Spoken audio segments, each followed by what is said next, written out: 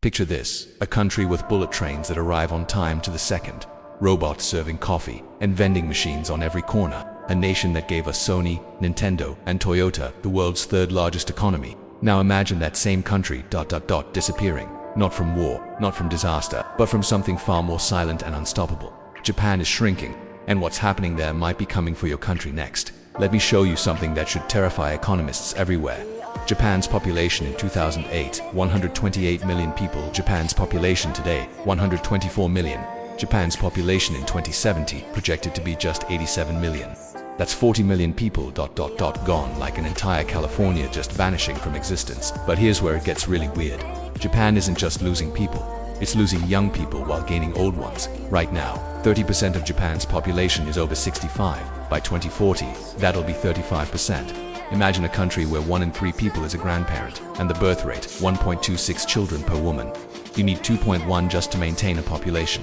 Japan hasn't hit that number since the 1970s. Here's the kicker.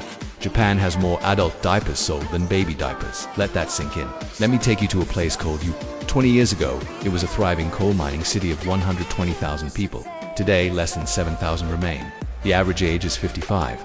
Drive through rural Japan and you'll find entire villages with no children. Schools converted into nursing homes, playgrounds rusting away, houses abandoned so long that nature is reclaiming them. They call them Akiya ghost houses. There are over 8 million of them across Japan. That's more empty homes than the entire population of New York City. The government is literally giving houses away for free. Yes, free. And still, nobody wants them. But here's what makes this truly dystopian. They've created entire businesses around closing down towns. Demolition experts who specialize in dismantling communities. Professionals who know how to turn off a village like you'd flip a light switch. Some towns have more funeral homes and schools. The most common business opening in rural Japan isn't a startup or a coffee shop, it's a crematorium. Now you might be thinking, fewer people means more resources per person. Right, that sounds good. Wrong. Japan's economy is built on a fundamental assumption. There will always be more young people working than old people retiring. That assumption just collapsed. Right now, there are 2 working-age adults for every retiree in Japan. By 2050, that ratio becomes nearly 1-to-1. Imagine having to support your grandparents entirely by yourself while also raising kids and paying your own bills. The Japanese government spends 24% of its entire budget on elderly care and pensions. That's more than they spend on everything else combined. Defense, education, infrastructure, all of it. Their national debt, 264% of GDP. That's the highest in the developed world. For comparison, the US is at 123%. And here's the truly insane part. Japan keeps printing money to pay for all this. They've even been doing quantitative easing for so long that the Bank of Japan literally owns 50% of all Japanese government bonds. The central bank owns half the country's debt. Companies are feeling it too. Toyota can't find enough workers. Convenience stores are reducing hours because there's nobody to staff them. Some businesses are deploying more robots than humans. So what caused this demographic disaster? It's not one thing. It's a perfect storm of cultural and economic factors. First, the cost of living. Tokyo is one of the most expensive cities on earth. Second, work culture. Japan is famous for karoshi death from overwork. The average Japanese worker puts in 1,800 hours per year.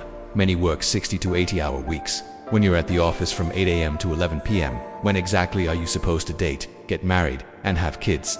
Third, gender roles. Japanese women are expected to choose career or family, not both. Childcare is expensive and scarce. Companies still discriminate against mothers, though many women are choosing careers and staying single. Fourth, dating has changed. A survey found that 40% of Japanese millennials have never been on a date. Never. They've replaced relationships with anime, video games, and virtual companions. There's even a term, herbivore men, guys who have zero interest in romance or sex. Fifth, immigration is taboo. Most countries facing population decline import young workers. Not Japan. They've kept immigration at around 2% of the population. Compare that to the US at 15% or Canada at 21%. Japan isn't stupid. They've tried everything. They paid couples to have babies. Didn't work, they built more daycare centers. Didn't work, they created dating apps subsidized by the government. Didn't work, they even have a government minister dedicated to increasing the birth rate. It's been declining anyway. Some cities tried desperate measures. One town gave families $10,000 per child. The birth rate barely moved. The harsh truth. Once this demographic spiral starts, it's almost impossible to reverse. No country in history has ever successfully turned around a declining birth rate once it drops below 1.5. South Korea is at 0.72. Singapore is at 1.0. China just dropped to 1.0. The virus is spreading. Here's why you should care. even if you don't live in Japan.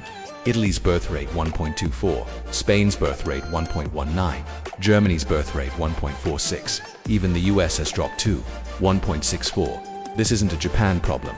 This is a human civilization problem. We built entire economic systems on the assumption of endless growth. Pensions, social security, healthcare, debt. Everything depends on having more young people than old people forever. That assumption is dying, and we have no backup plan. Some economists think this could be the end of capitalism as we know it. Others think it'll force us to completely reimagine society. AI and robots might save us, or accelerate the crisis by eliminating even more jobs. The weird part. This might be what finally stabilizes climate change. Fewer people means fewer carbon emissions. Japan's emissions have dropped 20% since 2008, mostly due to population decline. So in a dark twist, demographic collapse might accidentally save the planet. Japan isn't just shrinking, it's showing us the future, a future where cities turn into ghost towns, where elementary schools become senior centers, where the economy contracts not because of recession, but because there's simply fewer people. The question isn't whether this will happen to other countries. It's already happening. The question is, what are we going to do about it? Because right now, nobody has an answer, and the clock is ticking.